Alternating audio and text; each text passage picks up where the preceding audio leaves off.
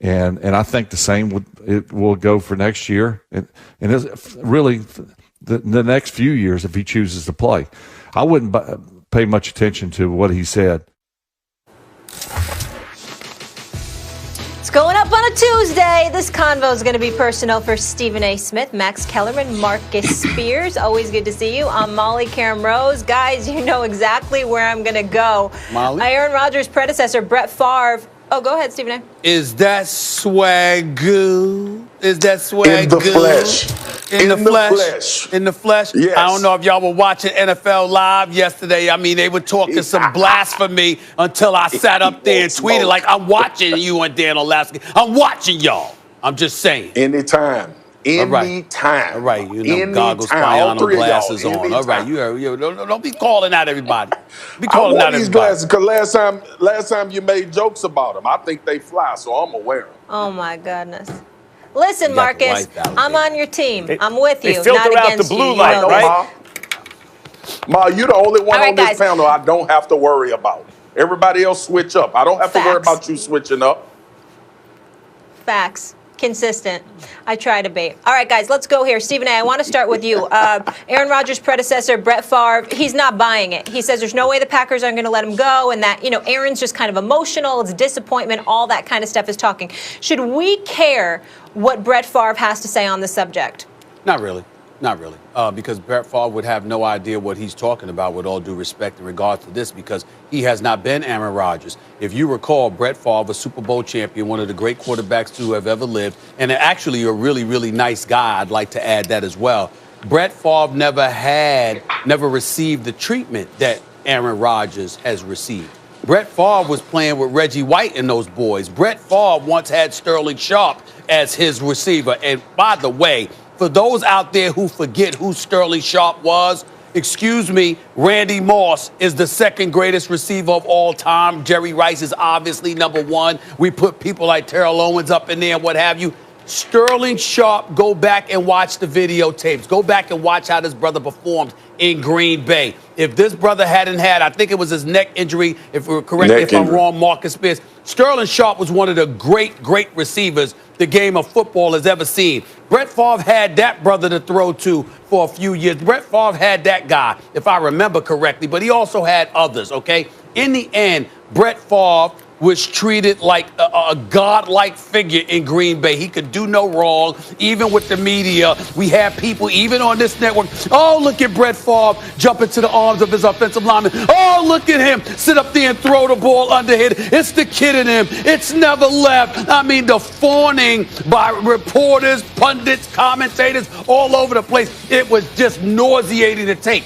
That kind of stuff, that kind of treatment that Brett Favre received is completely the antithesis of what Aaron Rodgers has had to endure. Aaron Rodgers has been underappreciated. Aaron Rodgers has not received the respect and the deference from the Green Bay Packers organization that he deserves. And as a result, that is why Brett Favre, I say respectfully, in this particular situation, he wouldn't know what he's talking about, because the level of frustration that Aaron Rodgers has had to endure playing and working for and starring for this organization, holding it on his shoulders, literally and figuratively. Brett Favre never had to deal with that level of disrespect. So he is right about the emotional aspect of Aaron Rodgers. But in terms of how palpable it can end up being, how significant it can end up being, I don't think that Brett Favre is really measuring this to the degree that it deserves. Aaron Rodgers ain't just frustrated in the moment.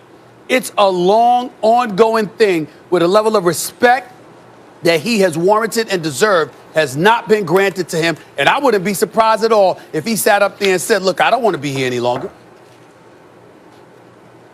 There is literally not a person who ever lived who is in a better position to comment on Aaron Rodgers than Brett Favre. Stephen A., Brett Favre was once upon a time in the exact same position as Aaron Rodgers. He's the longtime great quarterback, Super Bowl winning quarterback of the Green Bay Packers. They drafted his successor in Brett Favre's case in the first round at a time where he still had plenty left in the tank. Did Favre have great receivers? Yeah. let's not understate just because the position they were drafted, who Rodgers has had. Jordy Nelson and Greg Jennings and Devontae Adams, these guys can ball, as could Favre, as could Rodgers. If you don't think that there's any value in what Brett Favre is saying, to me, the only way that could be is if you think Favre is coming in with a real agenda. Like he's there to kind of down Aaron Rodgers or throw some shade or subtle shade at Rodgers. That doesn't seem to me to be what he's doing. He's a dude who was in that exact position once upon a time. By the way, when you talk about America's team, and you could say the Cowboys because of Tex Schramm and the PR job they've done, or the New England Patriots because of all the success for all those years, I would say the Green Bay Packers are a great choice. Play in the middle of the country, the team of Vince Lombardi. You had just a handful of like great quarterbacks. They passed the torch one to another. They're owned by the town, basically. And so Favre has insight into that unique situation in a way no one else would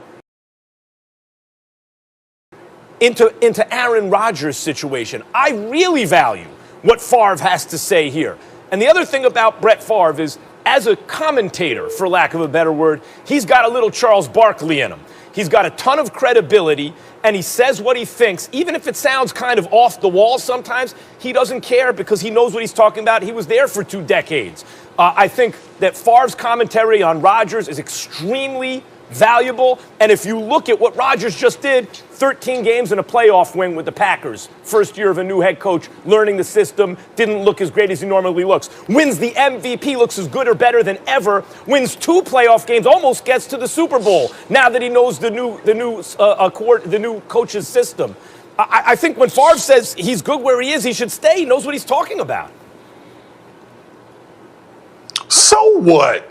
Nobody care about what Brett Favre talking about. He has no idea what Aaron Rodgers is thinking and want to do. Aaron Rodgers just lost to a quarterback that left New England, went to Tampa Bay, and beat him in the NFC Championship. So there is a football element. He's 1-4 in NFC Championships. 1-4, 1 Super Bowl over that career. So look, Aaron Rodgers could look at this and say, look, I know Green Bay can be a good football team. I know that we've been where we've been, but we hadn't got to where I needed to get to in order to be in this conversation to be the greatest of all time. Number one, that's something you've said, Max Kellerman. The second thing is Brett Favre, if might I add, went and played for the Minnesota Vikings. And I understand how that dynamic played out at the end of his career, but nobody would have ever thought that would happen. Nobody ever thought Tom Brady would leave. Nobody ever thought Joe Montana would leave. And I'm not talking about them being free agents or the end of their contract.